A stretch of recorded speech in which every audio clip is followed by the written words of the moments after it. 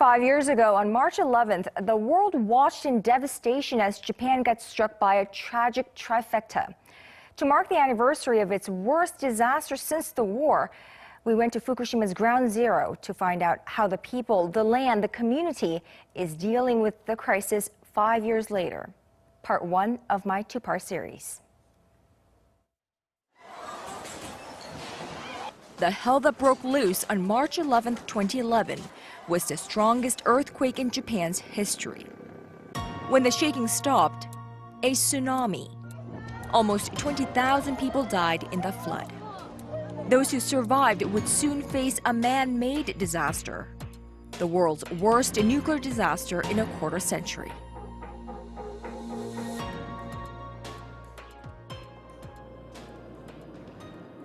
Lifeless, decaying, desolate.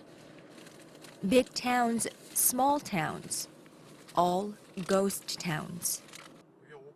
We drive towards the cause of all this, towards the Fukushima Daiichi nuclear power plant. We're in the exclusion zone. These barriers mark the start of the no-go zone around the crippled nuclear reactor. The visible remnants of the disaster tell only part of the story of misery wrought by nature's fury. Another face of the crisis. Unseeable, though measurable, radiation haunts the land. This is Tomioka, roughly 7 kilometers from the Fukushima Daiichi nuclear power plant. More than 11,000 residents left this town on March 12, 2011, the day after the earthquake and tsunami hit. This part of Japan is known for its agriculture, but today, the only crop growing are multitudes of black bags holding radioactive materials that will have to be stored for generations.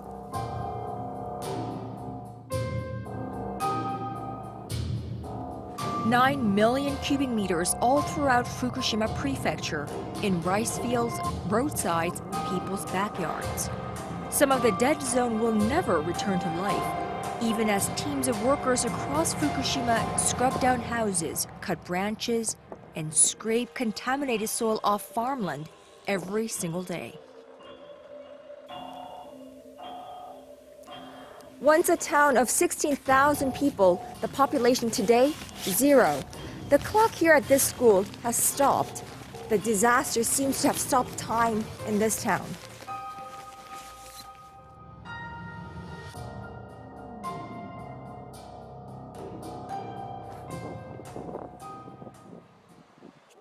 But a few kilometers to the south, the authorities are preparing to declare that Minamisoma, another city within the evacuation area, is now safe for evacuees to return. On the day we visited, the municipal assembly was holding a briefing session, presenting documents that yearly radiation doses in the area have dropped to levels low enough for the evacuation orders to be lifted. すべての非測定者の被爆線量は健康影響が心配されるレベルでの値ではありませんでしたと。このうち除染の範囲というのはどれだけになって、そのうちの何%かでしょ。生きててこれから10年、20年、30年のデータ、どこに根拠があるんですか。100% にしてから解除していただきたいと思います。Distrust of government announcements runs deep among residents here. The government says it's safe for us to move back because radiation levels are below its standard, but everybody is against moving back. The cleanup isn't complete, children can't go back, and there is no infrastructure to carry out daily lives. I've managed to stay alive for 75 years. I'm not going back there. I don't want to die because of radiation.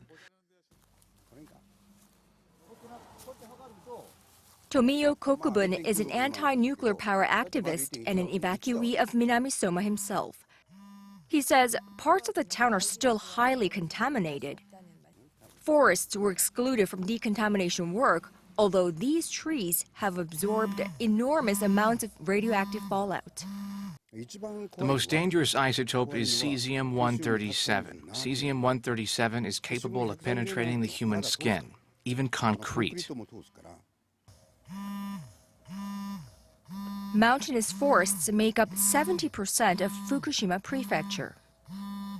Trees take up radioactive cesium and iodine and store them for a long time. So trees emit radiation. They will continue to emit radiation for a long, long time.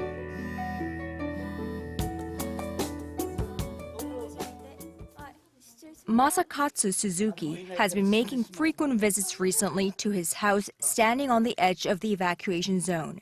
After 5 years of hopping among his children's homes and temporary housings, he's ready to move back. My late wife and I built this house together. It may seem old and plain to others, but this is my home.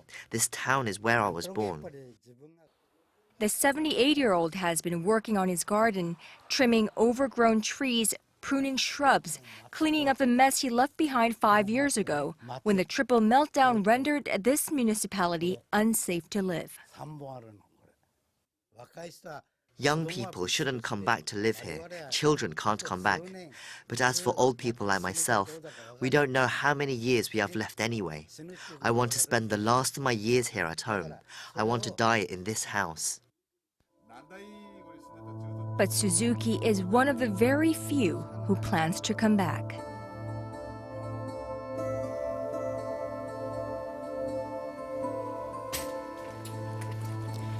This town within a 20-kilometer radius from the nuclear power plant has been a no-go zone for the past 5 years. Now, the Japanese government wants to lift that evacuation order. But whether this town can return to its pre-March 11, 2011 remains uncertain, as the residents are now fearful that the radiation levels are not safe enough.